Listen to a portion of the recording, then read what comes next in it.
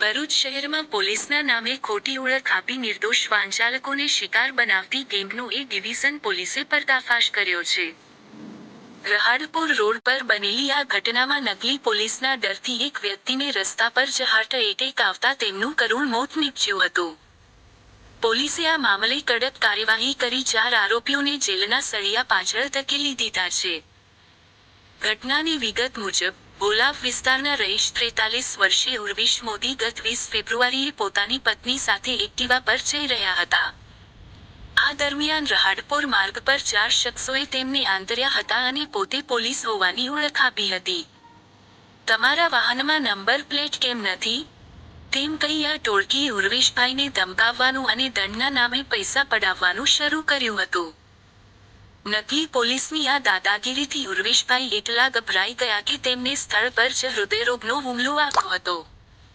Hospital પહોંચતા પહેલા જ તબીબોએ તેમને મૃત જાહેર કરતા પરિવાર પર આભ તૂટી પડ્યું હતું. પોલીસે બિછાવ્યું જાળું, આરોપીઓનો ફૂટ્યો ભાંડો.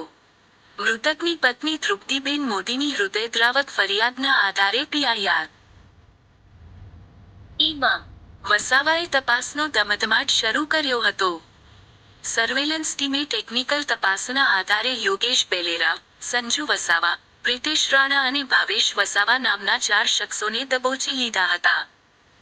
નવાઈની વાત એ છે કે જે આરોપીઓ નંબર પ્લેટ મુદ્દે લોકોને ધમકાવતા હતા, તેમની જ ગાડીઓ પર નંબર પ્લેટ નહોતી. પોલીસે બંને વાહનો જપ્ત કરી તપાસ કરતા જાણવા મળ્યું કે પકડાયેલા તમામ શખ્સો ગુનાહિત ઇતિહાસ ધરાવે છે.